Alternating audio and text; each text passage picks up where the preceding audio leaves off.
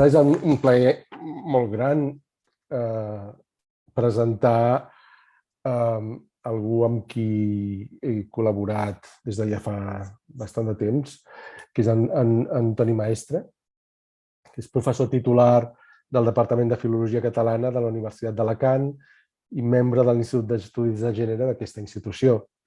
És doctor en Filologia Catalana, llicenciat en Filologia Anglesa i màster en Literatura Comparada i Crítica Cultural. El 2017 va ser professor visitant a la Universitat de Durham, al Regne Unit. Ha publicat 2 llibres sobre l'Horaci Monzó i Sergi Pàmies i nombrosos articles en revistes com ara Spanish Journal of Cultural Studies, Sexualities, Journal of Iberian and Latin American Studies, Cap Lletra, etc. Més recentment ha obtingut el Premi de la Fundació Rodoreda el 2021 pel seu treball Àngels i monstres, els personatges masculins a la narrativa breu de Mercè Rodoreda, i fins no fa gaire va ser col·laborador docent a la Universitat Oberta de Catalunya, on el trobem molt a faltar. I ara li dono la paraula, ens parlarà sobre subjectivitats minoritàries i vulnerabilitat en el cinema i la literatura catalana recent. Endavant, Toni.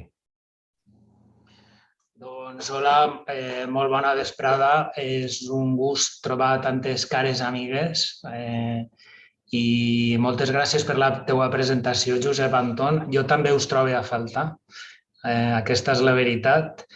I també moltes gràcies a les organitzadores per haver-me convidat a participar en aquest seminari tan interessant. Jo compartiré també la meva presentació amb vosaltres.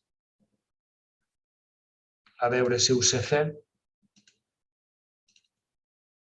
Sí? Es veu? Sí, no? Molt bé, doncs la veritat és que potser em quedarà una intervenció massa densa perquè parlaré de 4 obres.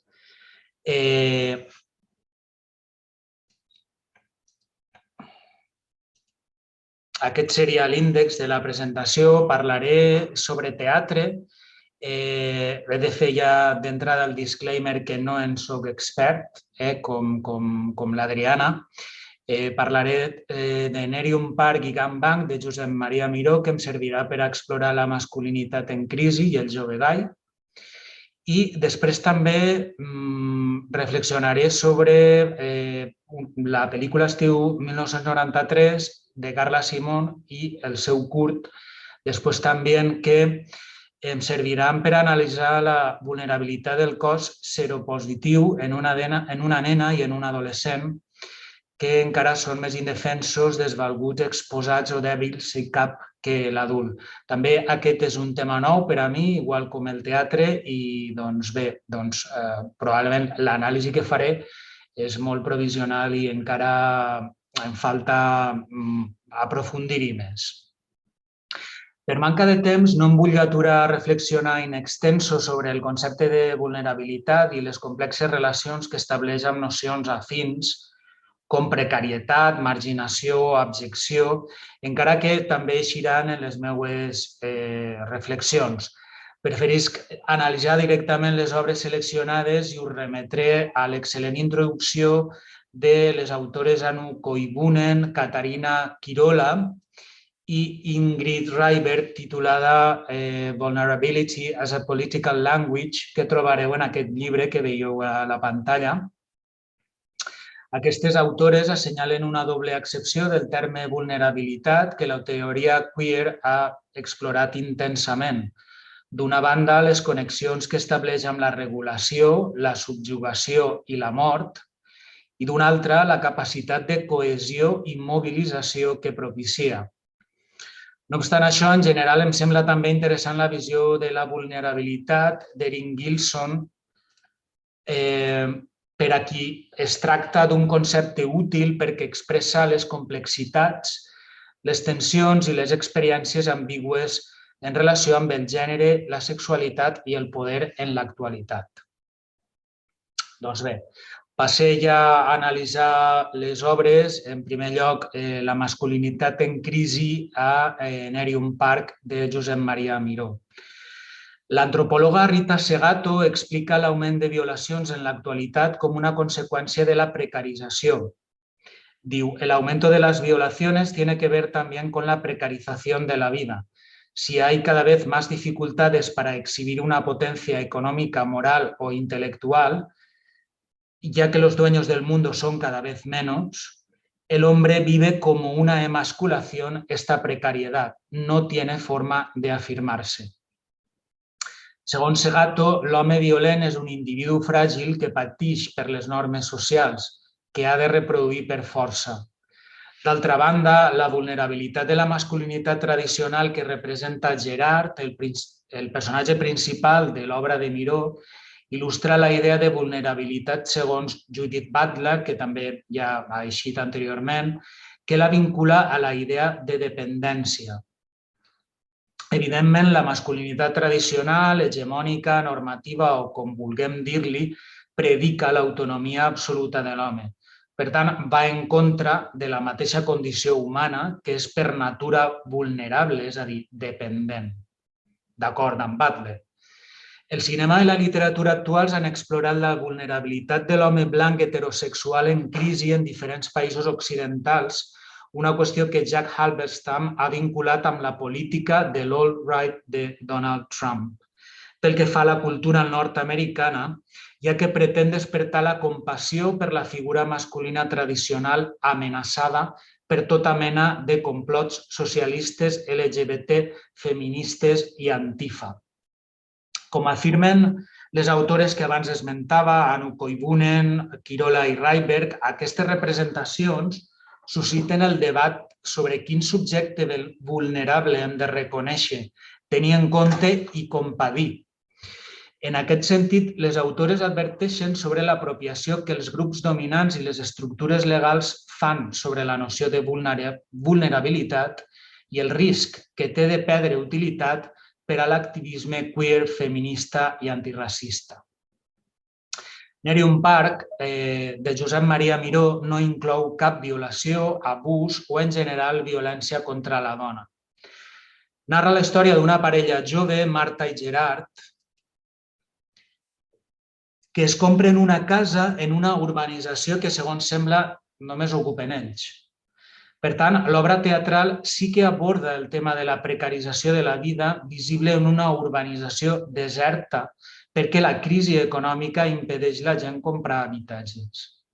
De fet, en Postmetròpolis, Edward Soya explica que l'agressivitat associada a la hipermasculinitat o a una masculinitat exacerbada obeeix al desequilibri social i econòmic provocat pel capitalisme, causat per múltiples factors com l'augment massiu de llocs de treball a temps parcial, les feines temporals, el tancament i la deslocalització de fàbriques, l'externalització, l'habitatge car, l'economia submergida, entre moltíssims altres.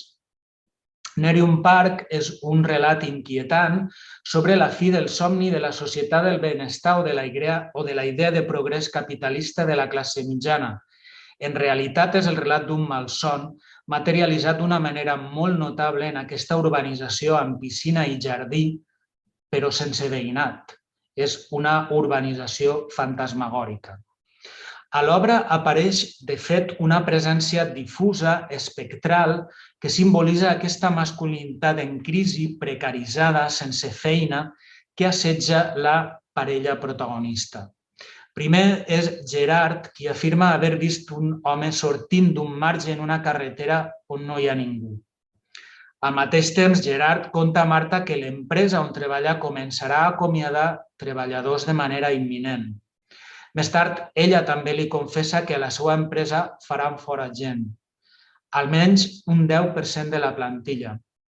Aquesta obra, per cert, és de 2012. Ella és la cap de recursos humans i jeràrquicament està per damunt de Gerard. Que la superior siga Marta afavoreix una lectura òbvia en termes de gènere. L'home en crisi és aquell que està furiós perquè s'ha de sotmetre a una autoritat femenina, encara que en realitat el responsable de la seva precarització és el sistema econòmic en si mateix, que el converteix en un número més, un individu anònim, una baula de la cadena de producció totalment prescindible, un fantasma. Marta conta que quan ha hagut de despatxar un treballador ha sigut agressiu amb ella. Es lamenta de, cite textualment, la putada enorme que li fan, que la seva exdona està a l'atur i que tenen una nena que se'l volen traure de sobre com un objecte d'usar i llançar. Marta s'excusa dient que hi ha molts homes com ell que perdran la feina i que viuen situacions familiars complicades i que, encara que ho entenga, no pot fer-se'n responsable. El drama s'intensifica quan també a Gerard el fan fora de la seva empresa. El fantasma de l'aturat, l'home en crisi, precaritzat, comença a deixar-se veure cada vegada més insistentment a la urbanització. Un bon dia, Marta entreveu un home en una finestra que l'observa i que quan se n'adona apaga la llum. Un altre dia descobreix una ombra fugissera a la piscina. Passat el temps, Gerard li diu que s'ha fet un amic, el Sergi, un home que se n'ha anat d'ocupa a la urbanització, però que Marta no veurà mai, perquè curiosament no coincideixen en cap ocasió. Sergi s'ha instal·lat al traster, és un sense sostre que ha perdut la feina com Gerard o l'empleat de Marta. A més, té una filla malalta i també una exdona que està a l'atur, a més d'una hipoteca. Marta comença a ser víctima de la paranoia. Un dia troba gotes de sang a terra i Gerard li diu que són de Sergi, que s'ha fet una rascada a la piscina. Al final, ella fa que instal·len càmeres de seguretat al garatge i en altres llocs. Sergi és sorprenentment el nom de l'empleat que ella havia fet fora de l'empresa. Per tant, sospita que Gerard l'hagi inventat per espantar-la o més aviat culpar-la. La tensió amb Gerard va augmentant i un dia l'acusa de passivitat, de no fer res per buscar feina. Ell comença a sentir-se intimidat i assetjat, no sols pels comentaris de Marta, sinó per l'episodi en què dos agents de la immobiliària acudeixen a la urbanització i el tracten com si fos un estrany, un intrús. Aquesta idea de l'intrús remet a la de virus que trobarem en Estiu 1993 de Carla Simoni, que encarna la figura de l'individu que ve de fora, és a dir, algú aliè com la Frida, la nena protagonista, que arriba a una nova família, o bé no li correspon ser-hi i, per tant, cal expulsar. En definitiva, la precarització i la vulnerabilitat tenen a veure també amb algú que no ocupa el lloc que li correspon, que converteix en intrús aquell que perd el dret d'ocupar l'espai perquè no paga i cal llançar-lo, expulsar-lo. Gerard, igual que Sergi, l'empleat de Marta, són intrusos o expulsats del sistema, homes emasculats, reduïts, com deia, a presències espectrals. Finalment, Marta, i aquí m'he de fer un spoiler alert, em sap greu, Marta, víctima de la por, marxa a casa dels pares. S'esvaneix així el somni de la família feliç en la urba, tan propi del capitalisme fordista. Jo trobo una imatge de la família idealitzada, de la família nord-americana difosa pel cinema dels anys 50 i 60, una mica tronat, però que jo crec que ha continuat vigent fins a inicis del segle XX. Després d'una escena inquietant en què Marta se sent amenaçada per Gerard, quan li comunica que el deixarà perquè l'agafa del braç, l'obra acaba quan descobreix el seu cadàver flotant a la piscina. I així acaba. En segon lloc, parlaré de la vulnerabilitat com a acte de resistència en l'obra Gangbang, de Josep Maria Miró, estrenada en 2011 al Teatre Nacional de Catalunya, que narra la història d'una sèrie d'homes que passen una nit en un bar de cruising a Barcelona. Va provocar un enorme escàndol en aquell moment perquè l'acció s'esdevé durant una visita del papa Benet XVI, si no vaig errat, que propicia que el local s'ompliga de membres del Seguici Vaticà. Per tant, la peça de Miró aborda el difícil assumpte de l'homofòbia i l'homosexualitat i també la pederàstia dins de l'Església Catòlica. El títol Gangbang designa un tipus d'orgia en què un individu manté relacions sexuals amb una gran quantitat de gent, de manera consecutiva. Aquest individu és, en la història que ens ocupa, Moi. suposa que diminutiu de Moisès, que encarna la figura del subjecte gai jove i vulnerable i que en el context de l'obra suggereix des del meu punt de vista la figura del nen víctima dels abusos sexuals d'eclesiàstics.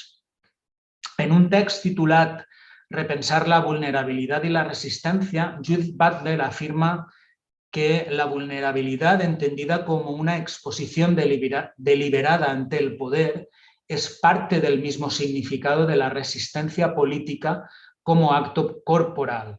Per tant, la vulnerabilitat pot ser també un acte de resistència, una resistència que es fa amb el mateix cos.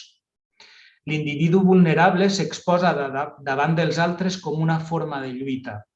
Com deia abans, Moi és el noi que per a celebrar el seu 18è aniversari manté relacions sexuals amb tots els homes que entren aquella nit al bar durant la visita del papa. Moi utilitza el seu cos per a venjar-se d'una societat hipòcrita de polítics i religiosos que al llarg de tots els segles de civilització, cristiana almenys, han condemnat la prostitució i l'homosexualitat, però que l'han practicat o l'han usat en privat. Una societat en què el poder fa vulnerable el cos d'aquells i d'aquelles de qui es pot abusar, dones, infants, homosexuals, pobres. Moi accepta aquest rol d'agredit, violat o vulnerat com a acte de protesta contra aquell que l'utilitza per a afirmar-se. Ser penetrat per desenes d'homes fins a l'extenuació, batejar-se en semen, com diu la cançó de Rufus Wainwright, el Gay Messiah, no sé si la coneixeu, esdevé un acte de resistència contra la humiliació, l'estigma, la persecució, la violència i l'abús dels cossos sexodissidents. Per això, la seva forma de parlar i mirar és totalment desapassionada. No practica sexe per plaer, sinó per enfortir-se. Com comenta un dels personatges, folla amb ràbia. I la ràbia, ja ho sabem, és alliberadora, a banda de ser l'efecte que, per cert, dona origen a la literatura occidental, la còlera d'Aquil·les. Per tant, Moi assumeix la seva vulnerabilitat com a cos penetrable per tots els homes. La vulnerabilitat esdevé capacitat d'actuació, agency, en anglès. Cite Butler, el mismo significado de vulnerabilidad cambia cuando llega a entenderse como parte de la propia práctica de la resistencia política. La vulnerabilitat com a resistència supera la passivitat, la incapacitat d'actuar i la indefensió pròpia del discurs paternalista de l'Estat i les institucions que en el fons constitueix una tàctica de vigilància. Aquest discurs respon a diferents projectes polítics racistes, misògins, homòfobs i antifeministes, com afirmen Koivunen, Quirola i Raiberg. Moi usa la seva vulnerabilitat corporal a propòsit com a forma de protesta contra una societat que el titlla d'abjecte per gaudir del sexe anal amb homes, per desitjar homes fins i tot més grans que ell, com el seu professor, Pere, que és, per cert, el nom del fundador de l'Església Catòlica, que aquella nit acudeix al bar buscant el seu propi fill, de qui havia abusat quan tenia 14 anys. L'obra és tela, Pere sent una culpa que el corseca, però al mateix temps acusa el fill d'haver-lo temptat, que és un argument típic dels abusadors. Cite la intervenció del personatge, Pere. Diu, era com mirava els homes, sobretot com els somreia. Sempre tenia aquell somriure. Mai m'hauria volgut... No feia res, només somriure, però era suficient. Alguns dels nostres amics li demanaven per qualsevol cosa. Aquest cos infantil vulnerable reapareix en estiu 1993 de Carl Asimov, del qual després parlaré. Butler puntualitza que els manifestants que exposen el seu cos a la brutalitat policial com a forma de resistència no violenta es poden considerar un exemple d'autodestrucció. El gangbang de Moi també es podria interpretar de manera anàloga, com a autodestrucció. De fet, com indica la teòrica queer Anne Svetkovich, el poder de la vulnerabilitat queer rau en la pràctica del plaer i de la cura, però també de la lesió. El sexe amb una quantitat desproporcionada d'homes debilita Moi, però, com deia abans, també l'enforteix. En definitiva, la seva vulnerabilitat és una forma de revolta i de desestabilitzar les normes sexuals. De tota manera, a parer de Judith Butler, es tracta d'una forma de reclamar el dret a l'espai públic, la igualtat i la denúncia de la violència. De fet, el paper de la religió en aquesta obra teatral no es limita a una denúncia del poder de la religió, l'homofòbia inherent i la corrupció de l'Església, que il·lustra irònicament la caiguda d'una de les torres de la Sagrada Família damunt del local de cruising. L'obra també estableix un paral·lelisme entre sexe i eucaristia. En l'eucaristia el capellà diu: «Preneu i mengeu-ne tots, que això és el meu cos entregat per vosaltres». Per tant, Jesucrist també va oferir el seu cos com a acte de resistència política contra la persecució de l'imperi romà. Des d'aquest moment, el cos és instituït com a objecte de possessió i violació i alhora com a objecte de resistència. Finalment, acabant ja amb l'anàlisi d'aquesta obra, la vulnerabilitat de Moll exemplifica també la idea de Lauren Berland, una altra teòrica queer, segons la qual a vegades, en compte de despertar empatia i comprensió, fa que el lector o espectador gire la mirada cap a una altra banda. Berland afirma que se'ns convida a superar la nostra aversió cap al sofriment d'altres, estimulant la nostra compassió, practicant-la. En altres paraules, l'imperatiu ètic que se'ns suggereix és que tinguem el sentiment correcte, més que ens comportem de manera correcta. Tanmateix, Moll provoca incomoditat més que compassió i Pere, el seu exprofessor, que havia abusat del seu propi fill, provoca repulsió, per més que es presenta com algú vulnerable i que plora pel fill que va abandonar la llar i la mare moribunda que no el pot veure, la mare del fill, és a dir, la dona de Pere. Precisament el que Miró critica és aquesta masculinitat blanca heterosexual que no va mostrar compassió en el passat i que, a més, va abusar precisament de la vulnerabilitat del feble, el seu propi fill, a qui va assetjar sexualment. No sé com vaig de temps, quan em queda... Diria que et queden màxim 5 minuts. 5 minuts. Molt bé. Doncs intentaré anar ràpid per a parlar de les pel·lícules de Carla Simón. A veure...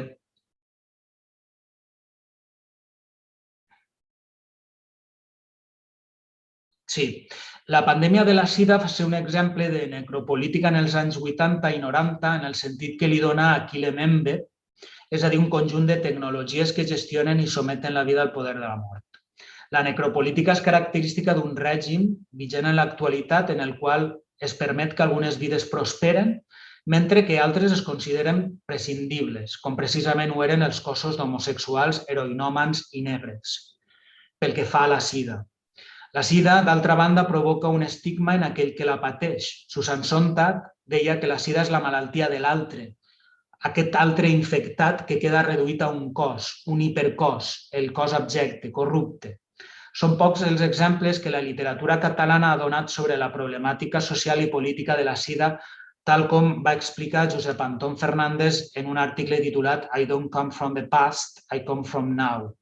Tanmateix, l'obra de la cineasta Carla Simón ha recuperat i actualitzat un tema tabú, tractant-lo des de la perspectiva d'un ésser encara més vulnerable, una nena, la Frida, la protagonista d'Estiu 1993.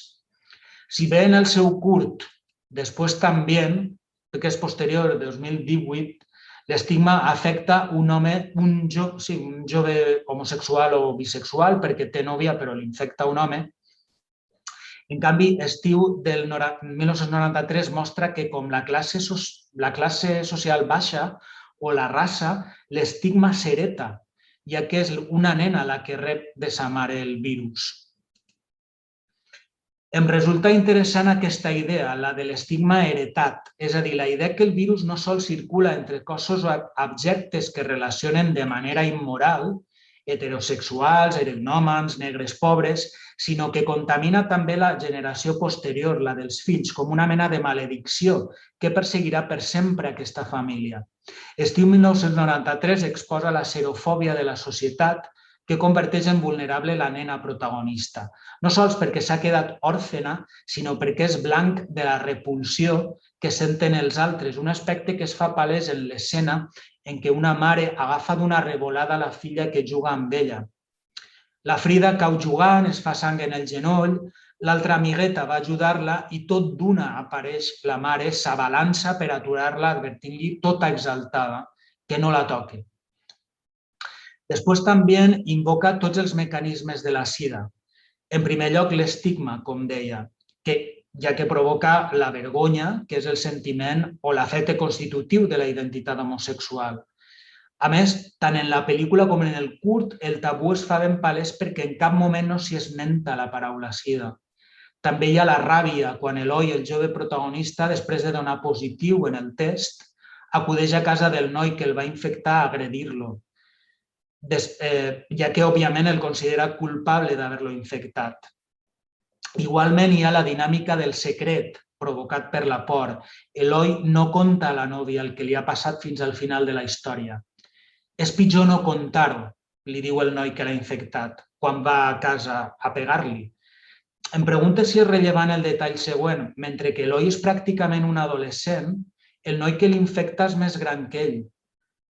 És a dir, em pregunto si la directora vol emfatitzar la vulnerabilitat de la gent més jove, igual que converteix en portadora de l'estigma una nena, Frida, perquè, de fet, la parella del noi fa comentaris frívols.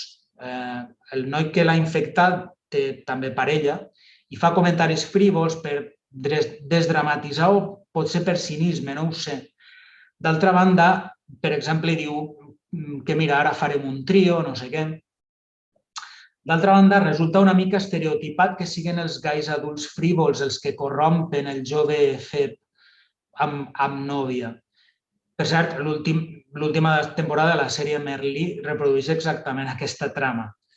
En definitiva, Carla Simón adverteix que la malaltia segueix viva i continua provocant estigma 30 o 40 anys després d'haver-se diagnosticat, encara que ara crec que ja s'especula que la sida és molt, molt, molt anterior, dels anys 80.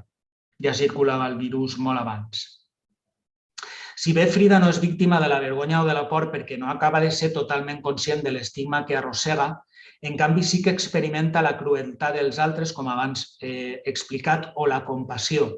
Estiu 1993 conta la història d'aquesta nena, la Frida, que se'n va viure amb el seu oncle, la seva tia i la seva cosineta a una masia després de la mort de la mare. A vegades la visiten l'avi, l'àvia i altres dues ties que venen de Barcelona. És curiós que traslladen la nena de l'espai urbà al rural perquè, en efecte, en l'imaginari cultural, la sida està, jo diria, més vinculada a la ciutat, els suburbis, el submón urbà, els baixos fons, mentre que el camp sembla incòlume en la infecció i la contaminació. És un món pur, lluminós, salubre. Hi ha, doncs, tota una retòrica de la immundícia relacionada també amb l'espai. Per acabar ja, la història se centra tant en els efectes traumàtics que l'orfenesa causa en la xiqueta com en l'estigmatització. Els efectes són bàsicament la pèrdua i la soledat. La Frida busca sa mare en la foscor de la nit, a fora, al costat d'un altaret amb una Mare de Déu. Allí la crida. També l'abandonament. De fet, la nena creu que la mare la va deixar perquè pregunta a la tia si va esmentar el seu nom abans de morir. La tensió emocional que viu Frida arriba al zenit al final de la història, quan tot l'estrès que ha estat intentant canalitzar esclata amb tot l'ímpetu en una escena en què de cop i volta, sense venir a tomb, es posa a plorar. També revela la gelosia que té de la seva cosina, l'Anna, producte del desplaçament i la desorientació que viu arran de la mort de la mare i l'adopció d'una altra família, perquè encara que siga l'oncle, la tia i la cosina, no deixen de ser una altra família. De fet, la tia la renya en una escena en què l'Anna quasi s'ofega en un llac on es banyen i la tia l'acusa dient-li «te la vols carregar, eh?». Per tant, la tia desconfia també de la Frida que, com a portadora del virus, és ella en si mateixa una intrusa, un cos que ve de fora a infectar i desestabilitzar la família. En altres paraules, el cos seropositiu encarna el virus en si mateix. Tot ell o tota ella és el virus i, per tant, pol·lueix i corromp el cos sa de la família. I amb això ja acabe perquè suposo que és esgotat el temps. Moltes gràcies.